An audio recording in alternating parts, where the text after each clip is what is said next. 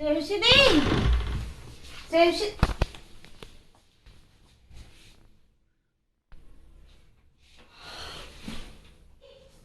Rosie, Rosie. Yeah. What happened?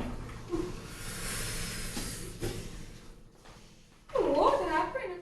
Hi. Welcome to the second episode of the new year. And in the last video, you saw how we got into reading. Okay. But in this particular video, we are going to talk about our favorite 5. Okay. But in no order of preference, right?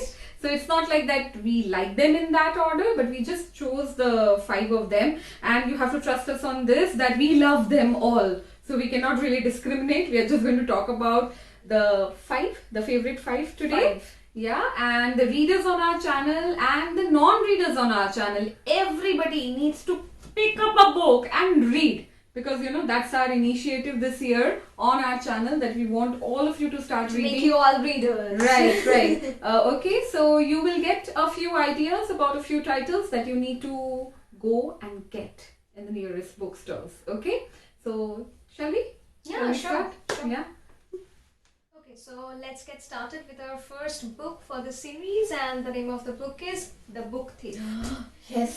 So this book Read is it. This book is pretty close to both of our hearts. We have both read it and loved it. And that's the reason why I haven't killed her, right? I haven't killed her in the 4 years that she has been constantly winning and declaring me a loser.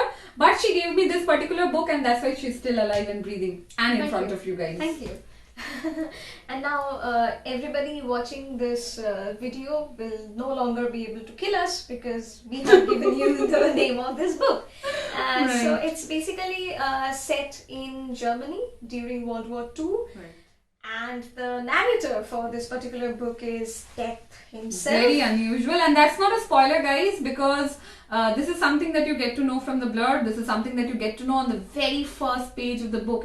It doesn't spoil anything for you guys. We're just mentioning it because just to tell you how unusual the storytelling is. Exactly. And there are other things also, but we won't be disclosing But that. as you go through the story, it's a marvelous read with each and every page touching your heart so closely that you will never forget this story. Absolutely. So guys, please go and grab this book and start reading.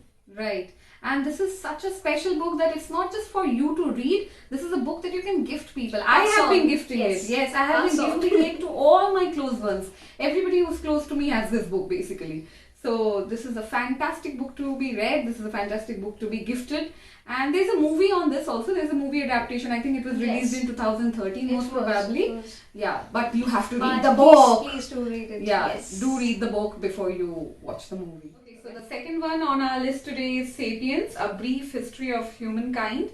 This is another excellent read, right? It's amazing. Yes, the book races through the history of human evolution and takes us to the specific incidents and the specific revolutions in human history that have actually placed humankind and every living being on this planet to where we are today.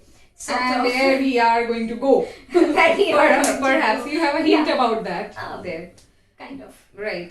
So though it's not really a fiction, but it kind of changes your perspective about how you live your life, how you perceive a lot of things that go around you. And how you think about this whole human versus the rest of the world kind of a picture. Yeah. Right. So it's again a but it's very an beautiful absolute grabber. book. Please do get it and start reading. And this is also a book that kind of defeated me the last time because she was on it like anything. She read it like all the time. I think she took her book to the bathroom or something. I don't know. She's been reading it like anything. So it's something you get cannot glued actually put down. You have to get through those pages. Beautiful. So please do get it and read it.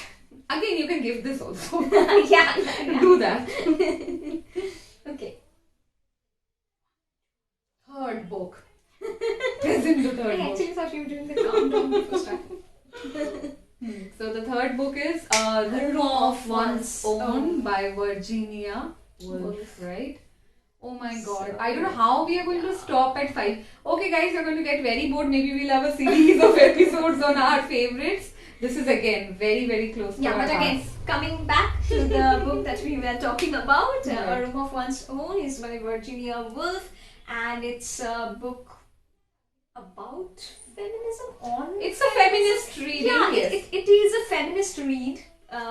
Because it kind of talks about how women have to come out into the world, and especially she focuses on the women in the writing world, in the world of writing, right? And how difficult it was for her to get into, what she wanted to be. And so, go girls, go. Go girls, get reading. Go girls, get reading. So that's going to be the same song. Exactly, and it's kind of. It's not that it's like a story or a novel. It doesn't have the set plot, but then again, you will have to understand it's a very modernist approach. It's basically called an extended essay. Exactly. But that is just because we don't really have a proper phrase for it. Crude categorization, I would say. Right. So, It was there are 3 essays in the book if you read it, but she takes you on this journey into this not so fictitious and not so full of facts kind of a journey. Exactly. So, like Shreyoshi just said, it's a very modernist fact approach. and fiction sort of interweaves. And beautiful anecdotes. It's for you to untangle. Right. Okay, And beautiful anecdotes from her own life. She brings herself into the book. And it's really thin, so again it's a very achievable goal. Okay, so yeah, we got it into our battle also once, one of the years we read, but I think we read it basically in our college university because we had it as part of our syllabus. Thank God I studied literature. So yeah, that was the 3rd one. Okay. Now the 4th and the 5th book that we're going to talk about, Shreyoshi will start.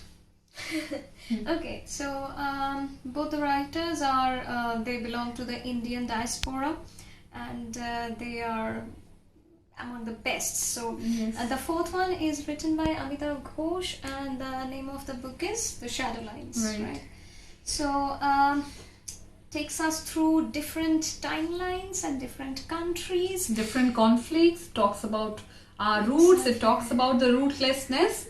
So it's a beautiful mastery over storytelling, an example of mastery over storytelling. Like a web of memories happening, and the narrator takes us through all of that and leaves us into an uneasiness that haunts us. Even the language is so lucid, but the deeper meanings, they are so subtle. And how these books are beautiful, the 4th one, the Shadow Lines that we are talking about, and the 5th one which we will be talking about, because they talk about life, exactly how it happens to us. Exactly. Because life is not about a lot of big events happening in your life, right? Exactly. But how these small chunks, they're webbed into each other, and that's what the culmination of which is life.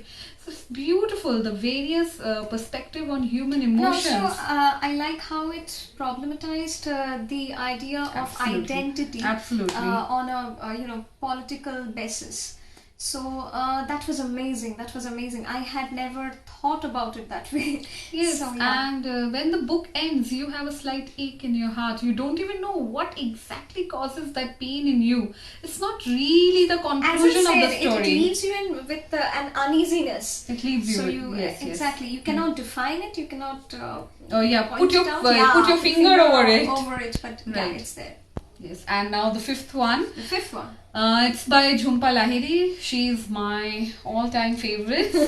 So I don't even know which one to pick and talk about, but still we kind of agreed on one. Since we were talking about 5 books this time, so we picked Lowland. So we just picked up the Lowland, and again a beautiful story about the rivalry between 2 brothers. But again, that's just the context. Not actually rivalry. It's just 2 brothers in their different timelines. Like I said, that the last 2 books, the 4th and the 5th one, they talk about life, how it happens to us, right?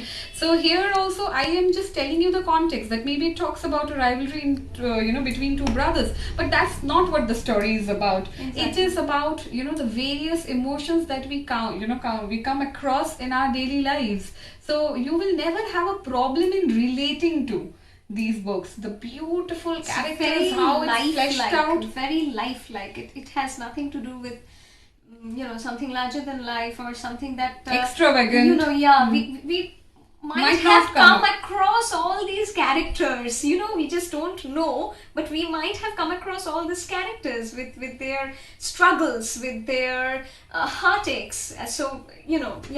And also these books, they kind of leave you, when you're done with them, they leave you with a lot of questions, a lot of beautiful questions, about yourself, who you are, where do you belong, who the people around you are. There's so many beautiful questions that these two books, leave you with, and it's an experience. And if you read it with your friends, you can actually talk about them. I think that has been one of the most beautiful pastimes we have done. Yes, we have already shared. Okay, so this is how the next few weeks look like. Yes. These are the books that we got as gifts. Yeah, we are lucky readers. We are lucky readers, and we will be back with soon our next 5 favorite books. So till then, keep reading. Bye. Bye.